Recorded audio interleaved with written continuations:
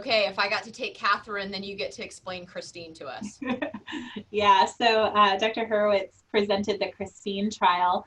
The KRISTINE trial is now on that other side that, again, de-escalation is not a great word, right sizing of breast cancer treatments for patients with early stage disease.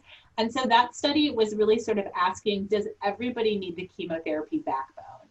And so KRISTINE randomized patients neoadjuvantly to TCHP, which we've been talking about, versus TDM1 in combination with pertuzumab. Now, we haven't seen a lot of work combining TDM1 and pertuzumab, and so that's a question and maybe criticism of the trial is, could it have just been TDM1?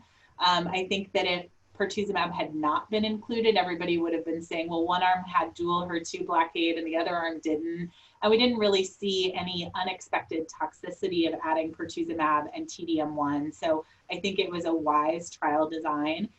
And the endpoint was pathologic complete response. And so we saw that the patients that received the chemotherapy backbone had a higher pathologic complete response rate. It was 55%.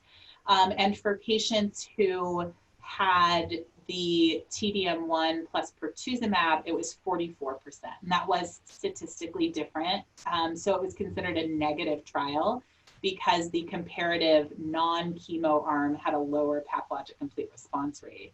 But I would counter that it remains thought-provoking because 44% of patients with early stage HER2 positive breast cancer did not need a traditional chemotherapy with an antibody drug conjugate in combination with pertuzumab.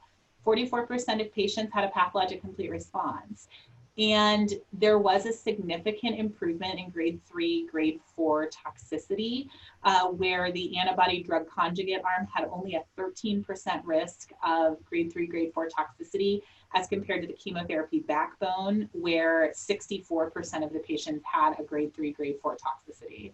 And so, you know, the other trial that was presented that I think kind of pairs nicely with it was an image modulated approach where they were doing CT PET scan to assess response to neoadjuvant chemo. And it's not ready for clinical practice. It's not ready for prime time, if you will.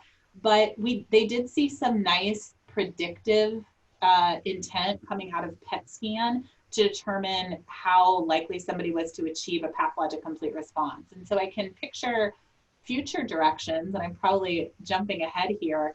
I think that an opportunity for future directions is to consider combining those approaches. Can we give 2 cycles of TDM1 pertuzumab and get a PET, and based on early response, add a chemotherapy backbone or power on without the chemotherapy backbone, and try to move toward those patients staying off of traditional chemotherapy where possible.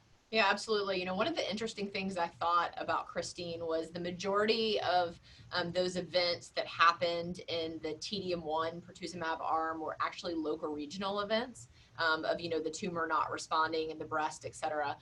So, you know, I mean, I agree with you. That was Dr. Javier Cortez's presentation about the functional imaging.